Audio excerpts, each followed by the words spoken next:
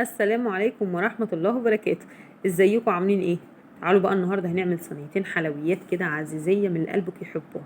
بصوا تحفة، طعمها لذيذ جدا فوق ما تتخيل. واقتصادية خالص خالص، مش هتتكلف حاجة. كيس مكرونة وكيلو لبن، هنعمل منهم العظمة اللي انتوا شايفينها دي. شفتوا بقى؟ تحفة، طالعة حلوة قوي قوي. قبل ما نبدأ كده نقول بسم الله ونصلي على الرسول عليه أفضل الصلاة والسلام، ويا ريت سبسكرايب للقناة ولايك وشير للفيديو. ايه العزيزية، تحفة وطعمها لذيذ جدا جدا، أحسن من بتاع الدمياط كمان.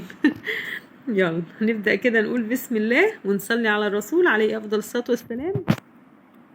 عندي الحلة بتاعتي هتغلي على النار، انزل فيها بكيس مكرونة اي نوع بقى، قلم، سباكيتي، رفيعة، تخينة، كده كده هنضربها في الخلاط.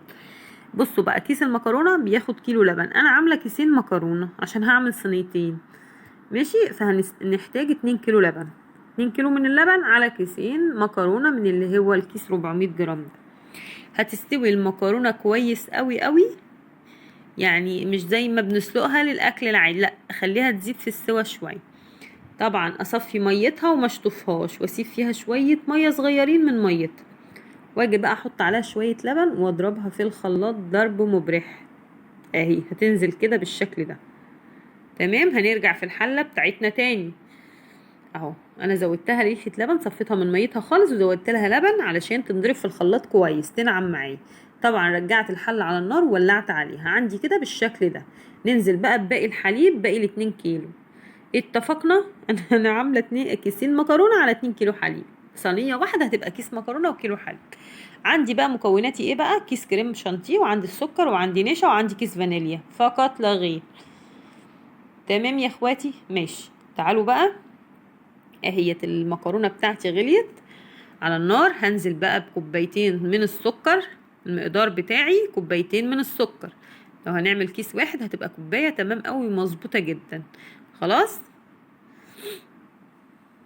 واقلب بقى ايديا في المكرونه تقليب تقليب علشان المكرونه تقيله وبتلزق.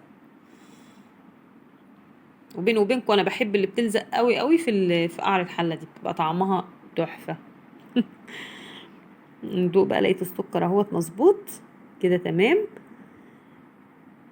كان عندي بقى طبق قشطه من بتاع وش اللبن، ما يضرش ما يجراش، بيخليلها طعم حلو قوي وتست عالي جدا. مفيش مشكله، مش هيحصل حاجه. تمام. خلاص كده. تعالوا دنات هتغلي بقى شويه مع اللبن، المكرونه باللبن لما تاخد وتدي وتلف على بعضها كده تاخد من بعض طعم بعض. خلاص بقى. تعالوا، عندي كوبايه من الميه، نص كوبايه ميه هدوب فيها كيس الكريم شانتيه بتاعي، كيس من اللي هو الكيس العادي، او لو عندك الكريمه السايبه نحط 3 4 معالق. خلاص كده، ادوبهم كويس قوي في الميه وانزل على المكرونه بتاعتي مع التقليب على طول كده. أو كل ده على نار هاديه.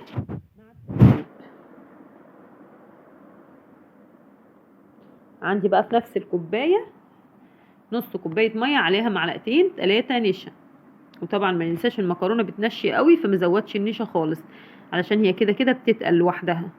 اهو حطيت معلقتين ونص 3 كده بالظبط، ومش مليانين قوي،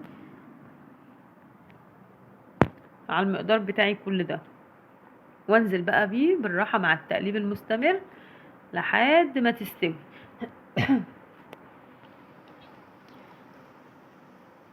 خلاص كده بقى، في الاخر انزل بقى بكيس فانيليا علشان ريحه الحله تبقى تحفه، ريحه المكرونه بتاعتي دي العزيزيه تبقى ملهاش حل. خلاص كده، تاخد بقى غلوتين مع بعض وكده تمام قوي. طفينا عليها.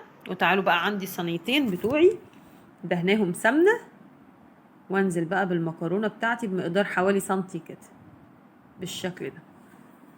واسوي الصينيه بقى عشان تدخل في الحرف من هنا ومن هنا وتبقى تمام كده تمام.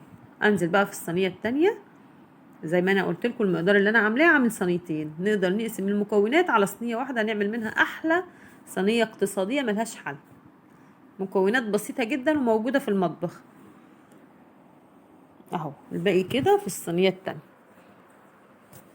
عندي بقى لما افضيهم كده لازم دول يبردوا خالص خالص، ما ينفعش ادخلهم المطبخ وهي سخنه خالص كده، لا هسيبها، سبتها نص ساعه. لما بردت بقت بالشكل ده. بصوا احط ايدي عليها كده بارده خالص وانا امسك الصينيه بارده. تعالوا بقى ندهنها سمنه من الوش بتاعها او قشطه، لو عندنا قشطه يا سلام بتبقى خطيره. وادخلها بقى الفرن 10 دقايق من تحت و10 دقايق من فوق، وهتطلع بالشكل ده حكايه. طعمها لذيذ جدا جدا